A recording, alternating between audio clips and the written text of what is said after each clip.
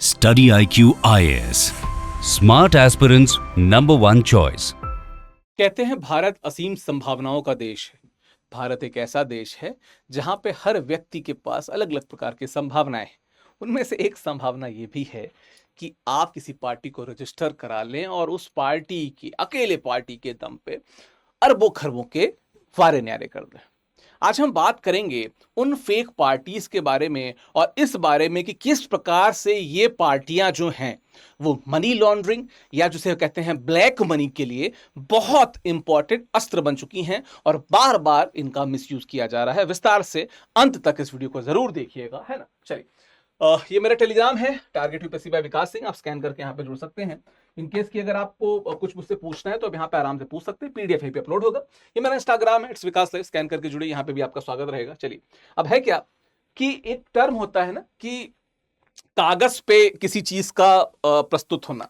तो बहुत सी ऐसी पार्टियां हैं जो कागज में तो आपको दिखती हैं। जैसे आप देख लीजिए, जो एनसीपीआई पार्टी है, आपने भी देखा होगा कि 20 तृणमूल कांग्रेस के जो सांसद थे वो जुड़ गए थे इस पार्टी से। ये है इसका मुख्यालय, है ना।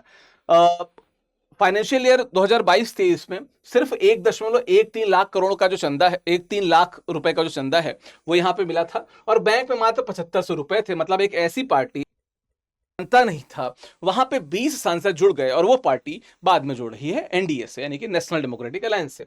अब सबसे बड़ी बात क्या है कि एक पार्टी जिसको कोई जानता नहीं है वो एकदम से वाइल्ड कार्ड कैसे बन गई, और वो भी क्या है, वो भी रजिस्टर्ड अनरिकॉग्नाइज्ड पॉलिटिकल पार्टी है, यानी कि आरयूपीपी जिसे कहते हैं। इस प्रकार की पार्टियां क्या रोल निभा रही है डेमोक्रेसी में, उस पर हम लोग बात कर रहे हैं। ठीक है, थोड़ा सा देख लेते हैं आरयूपीपी का जो डीएनए है, थोड़ा सा निकाल कर देखते हैं। पहला क्या होता है, रिप्रेजेंटेशन ऑफ पीपल एक्ट 1951 की जो धारा 229A है बेसिकली, उसके तहत ये पार्टियां पहले रजिस्टर होती है, यानी कि पंजीकृत होती हैं। ठीक है, ये बन जाती हैं रजिस्टर अनरिकॉग्नाइज्ड पॉलिटिकल पार्टी। ठीक है, मान्यता की शर्त क्या है, जब इनको मान्यता मिलनी होती है कि कम से कम 6% वोट हो और 2 सीटें या 8% वोट हो, जिसके कारण इनको मान्यता मिल सकती है। पर मान्यता से इनको कोई मतलब तो है नहीं, इन्हें अल्टीमेटली एक प्रकार का गोरखा धंधा करना है। ठीक है, तो जब तक कोई पंजीकृत दल राज्य या राष्ट्रीय स्तर की शर्तें पूरी नहीं करता है वो आरयूपीपी ही कहलाता है। भले ही वो 10 साल पुरानी हो, 100 साल पुरानी हो, वो आरयूपीपी ही कहलाएगी। लेकिन अब आपको लग रहा होगा फिर आरयूपीपी बनने में फायदा क्या है, देख लेते हैं थोड़ा सा। यहां पे आपको पता चलेगा कि क्या फायदा है। देखिए, यहां पे आरयूपीपी है, यहां पे मान्यता प्राप्त दल है। डिफरेंस देख लेते हैं। इनका चुनाव चिन्ह अस्थायी होता है, जो फ्री लिस्ट होता है उसमें से अपने चुनाव चिन्ह को चुनते हैं। इनका स्थायी होता है, जैसे भाजपा कांग्रेस का, है ना।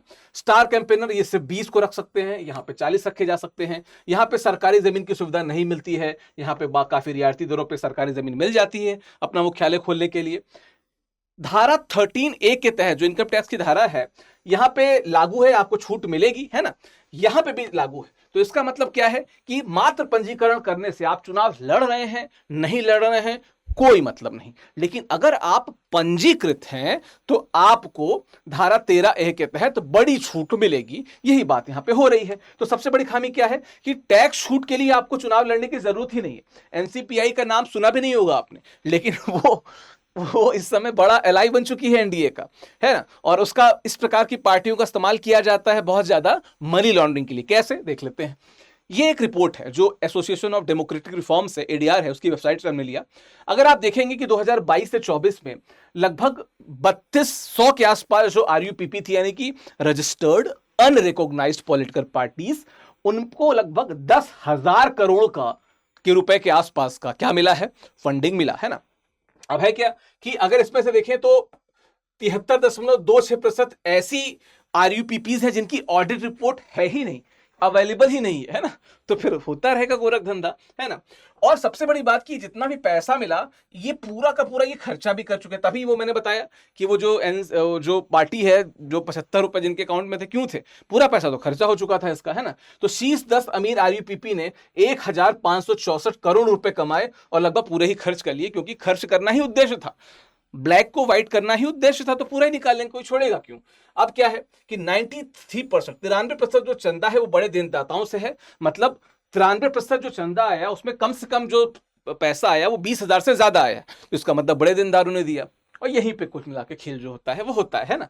अब अगर आप शेडो नेटवर्क की बात देखें तो ईडी के रेडार पे ये है ना, मनी लॉन्ड्रिंग, यानी कि जो आप prevention of money laundering act है, आपने इसको बारे में पढ़ा होगा, उसके तहत 10 राज्यों में राष्ट्रव्यापी तलाशी हुई, है ना। पंजाब में 73 आरयूपीपी हैं, लेकिन कोई भी वहां पे उनकी ऑडिट रिपोर्ट नहीं मिली। उत्तराखंड में 40 आरयूपीपी थी, कोई ऑडिट रिपोर्ट नहीं थी। गोवा में 12 आरयूपीपी ऐसी थी जिनकी कोई ऑडिट रिपोर्ट नहीं थी। इसका मतलब बड़ी संख्या में ऐसी पार्टीज हैं जिनकी ऑडिट रिपोर्ट ही अवेलेबल नहीं है। क्यों? क्योंकि उन्हीं के माध्यम से धुरखेल की जाती है, धोखा होता है ना।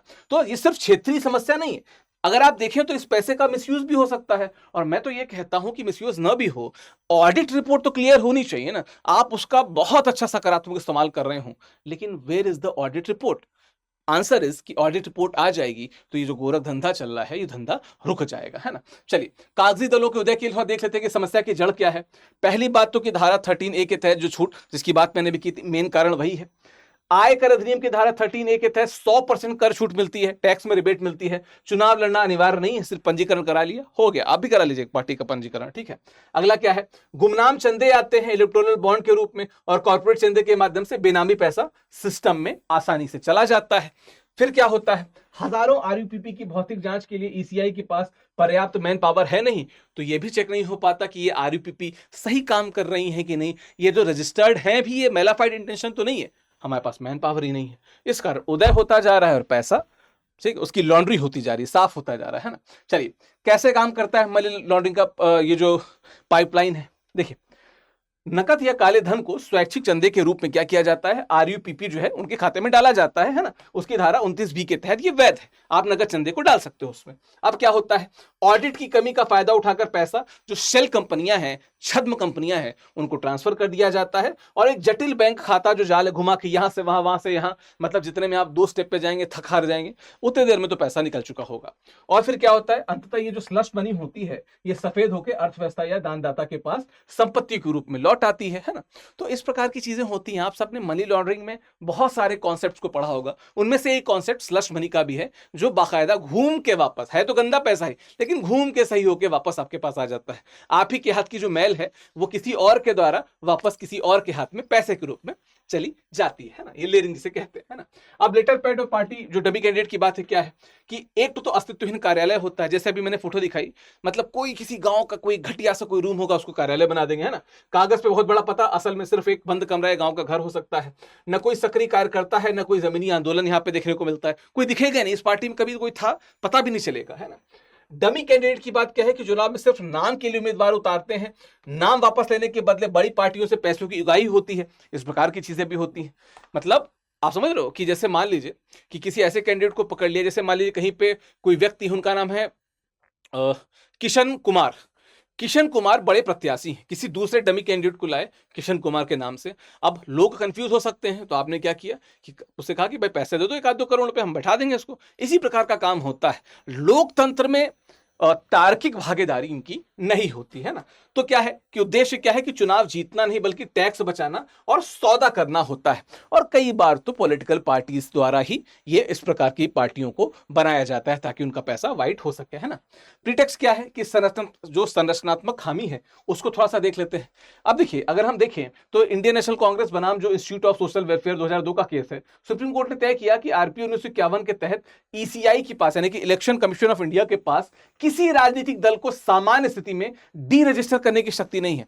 ध्यान रखिएगा, डी रजिस्टर नहीं कर सकती, वो उनको डिलिस्ट कर सकती है, निष्क्रिय कर सकती है, लेकिन डी रजिस्टर नहीं कर सकती। और जब तक रजिस्टर है तब तक तो पैसा ले ही सकते हैं, छूट मिलेगी ही मिलेगी। तो कुल मिला के इसको हटा ही दो ना, फिर डी रजिस्टर से क्या फायदा क्या हो रहा है? बात तो वही, सॉरी, डी लिस्ट या इनएक्टिव होने से कोई फायदा तो हो नहीं रहा आपका, तो रहने दो, इसको भी हटा दो, है ना।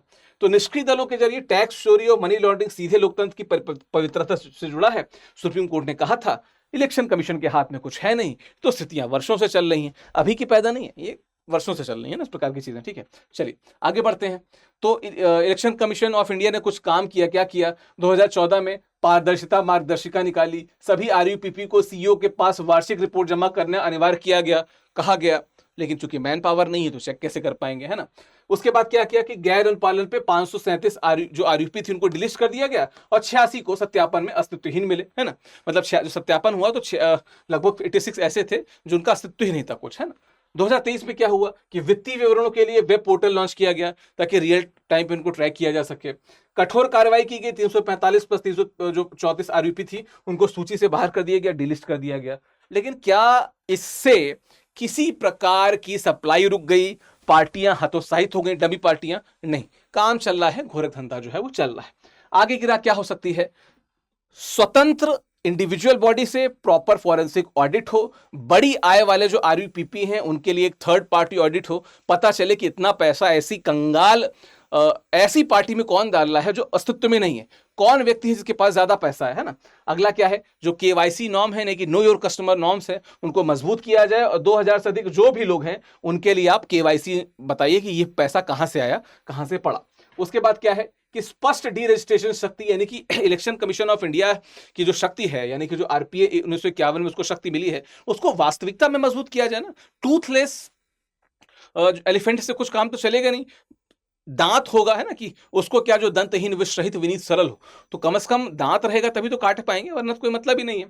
अगला क्या है कि सशर्त टैक्स छूट की बात की जाए, है ना, 13A की छूट की न्यूनतम चुनाव सक्रियता जो है इस पे बात की जाए कि ध्यान रख लें कि इस प्रकार की जो टैक्स छूट है तभी दी जाएगी जब आप चुनाव में सक्रिय रहेंगे, भाग लेंगे। और लास्ट क्या है कि रियल टाइम डेटा शेयरिंग कीजिए, वरना हम आपको रन टाइम पे क्या कर देंगे, रन टाइम पे आपको क्या कर देंगे, डी रजिस्टर कर देंगे। ठीक है, इनएक्टिव नहीं कर देंगे, डी रजिस्टर कर देंगे, फिर आप किसी छूट को उठा नहीं पाएंगे। लेकिन फिर वही बात, इसके लिए भी ईसीआई के बैकबोन की जरूरत है, जो अभी तो उतनी ज्यादा दिखती नहीं है। कुछ इंपॉर्टेंट जो टर्म्स होते हैं अपने पीडीएफ पे जोड़ देता हूं, मैंने जोड़ दिया है, प्लीज इसको मेरे पीडीएफ से पढ़ लीजिएगा, जो मेरे टेलीग्राम पे आपको मिल जाएगी। ठीक है, चलिए, क्या यूपीएससी के सिलेबस को भी मैंने मैप कर दिया, जीएस 1, 2, 3 में कहां कहां जरूरी है, इसको प्लीज यहां से देख लीजिएगा। एक क्वेश्चन है, अच्छा इसके पहले आप अपनी राय बताते जाइएगा कि इस प्रकार की कंपनियों पर रोक कैसे लग सकती है। दूसरा, आपके हिसाब से ये जो कंपनियां हैं क्या लोकतंत्र को सच में खोखला कर रही हैं? अभी आपने जो देखा, जो मिस यूज एक प्रकार से कहा जा सकता है कि एक डमी पार्टी में 20 सांसदों का चला जाना और इनडायरेक्टली किसी और दल को समर्थन दे देना, ये क्या बताता है, क्या समझाता है लोकतंत्र के बारे में, कमेंट बॉक्स में बताते जाइएगा। चलिए, एक प्रश्न है कि सुप्रीम कोर्ट के 2002 निर्णय इंडियन नेशनल कांग्रेस बस आईएसडब्ल्यू के अनुसार ईसीआई की शक्तियों के संदर्भ में क्या सही है? इलेक्शन कमीशन ऑफ इंडिया किसी भी दल को डी रजिस्टर कर सकता है। इलेक्शन कमीशन ऑफ इंडिया सामान्यतः डी रजिस्टर नहीं कर सकता, केवल डी लिस्ट कर सकता है। सी कहता है ईसीआई किसी भी दल के चुनाव चिन्ह को फ्रीज कर सकता है। डी कहता है ईसीआई को राजनीतिक दलों की आंतरिक कार्यप्रणाली में हस्तक्षेप करने का अधिकार है। अब पूछा क्या है कि कौन सा सही है, आप उत्तर कमेंट बॉक्स में देते जाइएगा कि ए बी सी डी में से कौन सा सही है। जो अच्छे उत्तर रहेंगे मैं उसमें रिप्लाई भी करूंगा, कमेंट भी करूंगा, आप उत्तर जरूर देते जाइएगा। चलिए, आप लोग के लिए एक बड़ी इंपॉर्टेंट बात, स्टडी आईक्यू का जो स्मार्ट इंटीग्रेटेड जो P2I बैच है 27 जून से शुरू हो रहा है। इस बैच से जुड़ने के लिए आप मेरा कोड यानी कि विकास लाइव लगा सकते हैं। मैं हमेशा कहता हूं कि एक ऐसा ये कोर्स है जिसमें डैशबोर्ड इस प्रकार के बनाए गए हैं कि स्टूडेंट खुद अपनी जो क्रमागत विकास है उसको देख सकते हैं, वो किस प्रकार से काम कर रहे हैं उसको चेक कर सकते हैं। तो आप इस बैच से जुड़ने के लिए मेरा कोड इस्तेमाल कर सकते हैं, स्टडी आईक्यू की वेबसाइट पे जा सकते हैं। हिंदी साहित्य का जो बैच है वो 30 जून को उस बैच क्लोज हो जाएगा। इस बैच से जुड़ने के लिए आप मेरा कोड विकास लाइव इस्तेमाल कीजिए। देखिए, सबसे छोटा ऑप्शनल है, सबसे ज्यादा रिजल्ट देने वाला, सबसे ज्यादा नंबर देने वाला ऑप्शनल है, तो इससे जुड़ने के लिए आप मेरा कोड इस्तेमाल कीजिए और मिलते हैं हिंदी साहित्य के नए बैच में। बाकी ये पीडीएफ कहाँ मिलेगा? मेरे टेलीग्राम पे यानी कि टारगेट यूपीएससी बाय विकास सिंह पे। इंस्टाग्राम पे भी जुड़ जाइए, स्कैन करके बातें मुलाकातें होंगी, है ना। बाकी इस विषय पे अपनी राय देते जाइएगा, आपके कमेंट्स का इंतजार रहेगा। बहुत बहुत शुक्रिया, धन्यवाद। Study IQ IAS, making India smarter and better.